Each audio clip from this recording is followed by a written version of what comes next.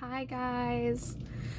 Oh, it has been a minute since I made an update. It was on my to-do list today to get word out of how I'm doing. But I'm doing okay.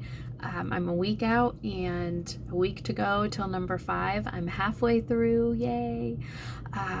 They seem to be getting worse every treatment. So, um, yeah, that it's been a ride. It's been a tough week. So Sunday I kind of came back to life.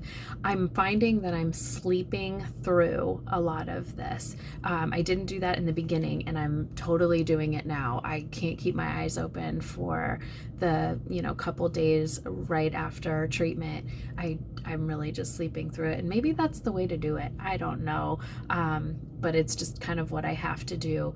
The pain is pretty incredible.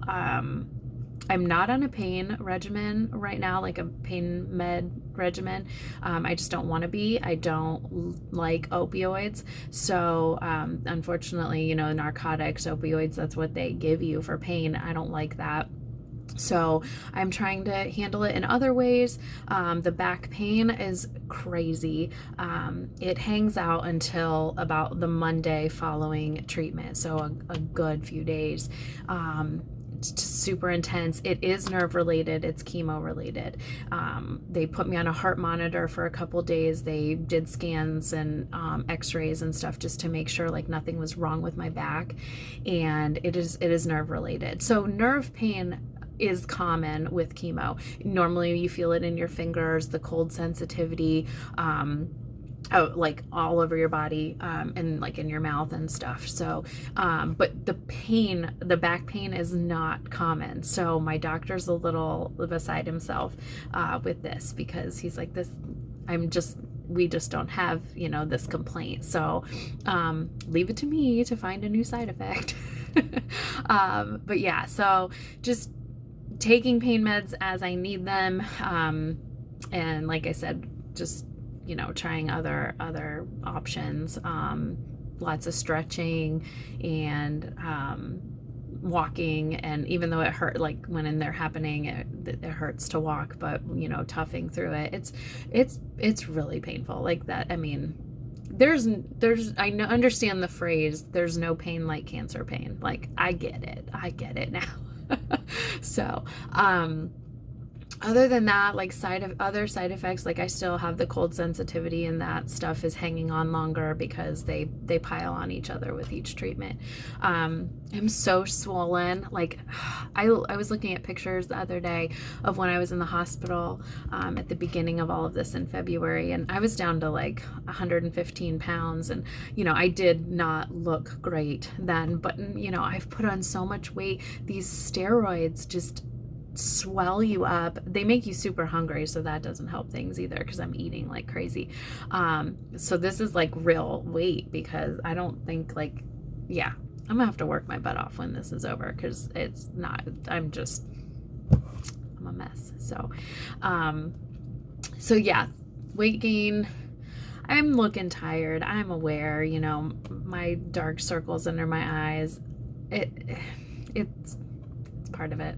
So, yeah, trying to get a little more self-care when I can, but, I'm still a mom and a wife throughout the day, so I don't have time to do a ton of self-care, but it's on my list, trying to get better. One thing I didn't ever mention, because it's kind of personal and I didn't really know if it would happen. When I started radiation, they warned me that it would throw me into menopause. Here we are. So yeah, hot flashes, mood swings. Obviously, I don't have a period anymore. I've fried up my insides with radiation. On the flip side of that, it sucks to be going through this at 35. It could be worse. I tell myself that all the time, like, don't complain, things could be worse. But I'm very thankful that I'm done having kids. Mentally, I was done after Reed. So I'm just grateful that I have all my kids, and that, there's no additional regrets with this side effect, because I have all of them, and man, they keep me going. And I know there's a lot to be said with that, but they really do make my feet hit the floor every day. There's a little person at my bed every morning at like 7:30 that they want a Pop-Tart or they need this or that or whatever. I'm so grateful for that, because if I wouldn't be doing this, like going through this at this stage in my life, say they were older, say the kids were grown and I was in my 60s or 50s or whatever, I would be doing this different. I'd probably be in bed more.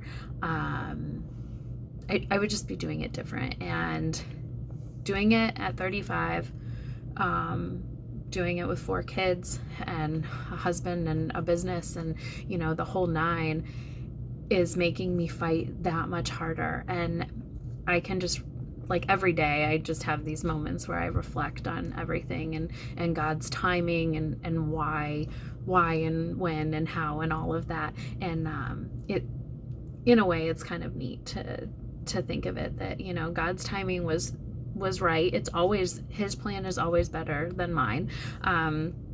And yeah, he must have known that I would fight extra hard at this stage in my life, with these little people around me that are watching me fight.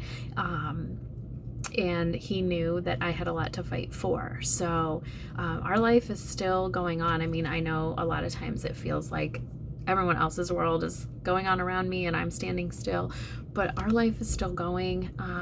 There's still good things happening, and we're still chasing our dreams. And I put a lot of stuff on hold in the very beginning, and recently I told Cody, like, why did we stop chasing our dreams? Like, I need something more to fight for, as if what I have going on isn't enough, but I want more to fight for, so that I, at the end of this, I can enjoy the things that we fought really hard for, when we were going through this. So, yeah. Other than that, I don't know. We had a great holiday and spent time with family and just had a good time with friends, and I'm just so grateful for the people that I have in my life. And I don't have to name names, they know who they are. I have this amazing circle that is always there, and just we support each other so hard, and I'm so grateful for them. Next to my kids, they're my lifeline too. Every day they're just, I have some really great people in my life. So thank you for the continued prayers. Know that I'm okay now. The first week I'm down. So yeah, send your love then. Right after chemo for that good week. That's when I need it the most, because it's hard and I'm sleeping a lot, and pain is intense and it's not fun, but I bounce back when it's time, and then I have a good week, and then I go down again, and we're halfway through. So the end of summer, I'll be ready to fight surgery and all of that stuff, and chemo will be over. I literally cannot wait for chemo to be over. So yeah, that's it. That's all I got. I love you guys. I'll talk to you soon. Bye.